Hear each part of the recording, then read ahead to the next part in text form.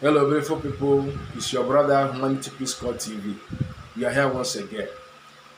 Without wasting time, yesterday I talked about what the white man says about the Africans not governing themselves, that we come back to govern ourselves.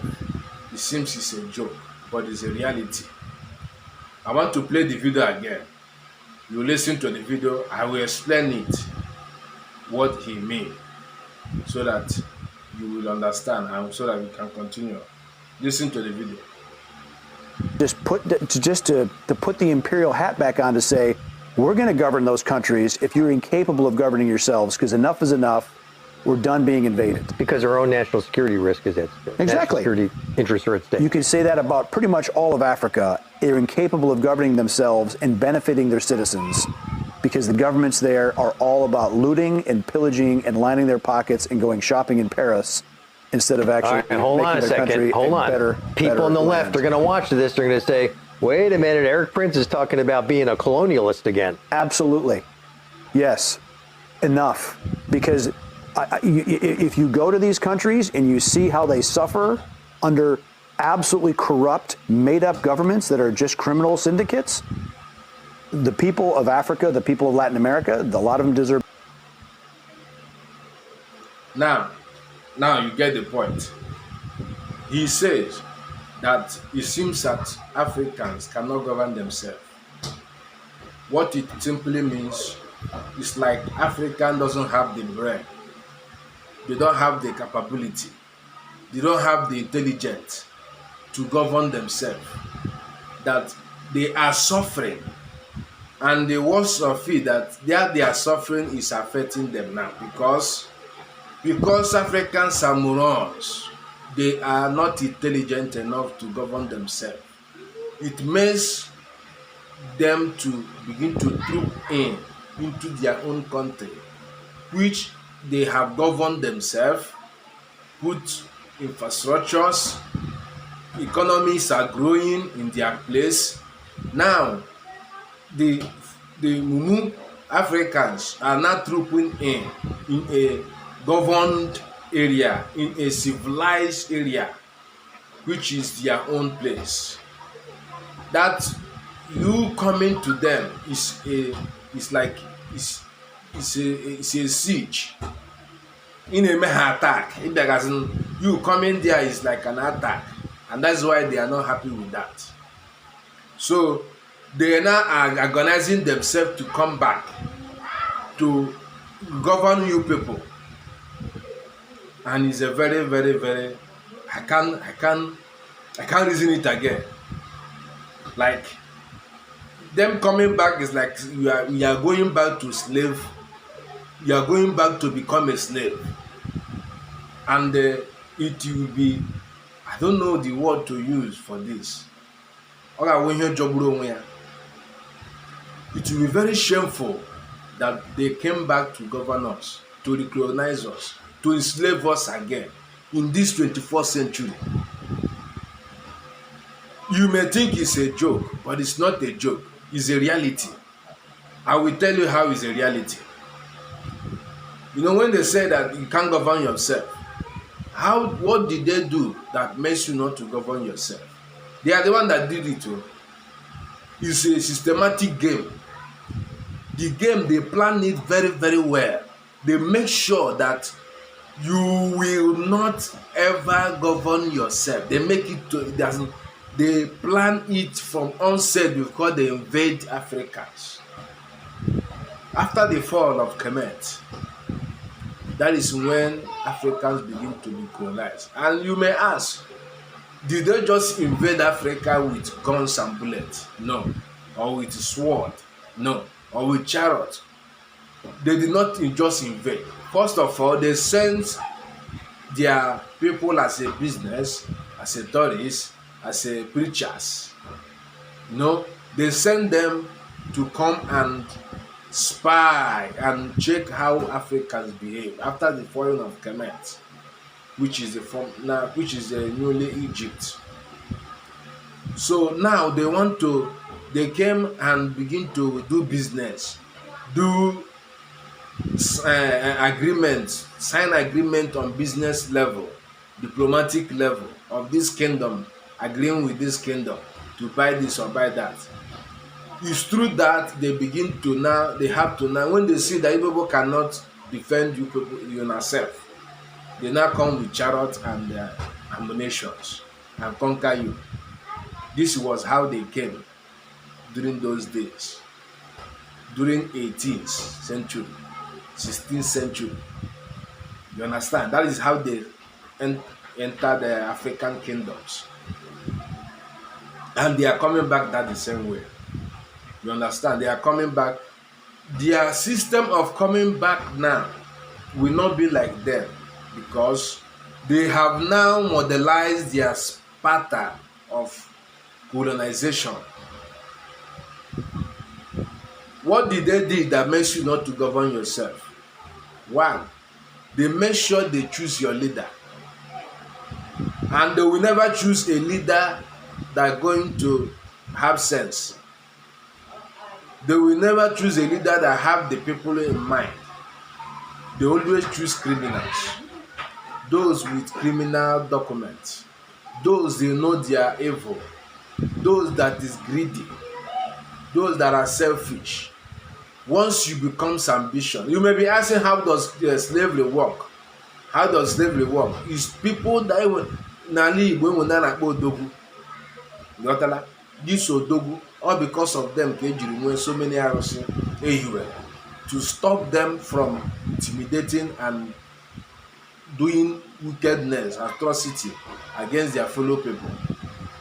So all because of Odogu. During those times, when the name Odogu, Dike.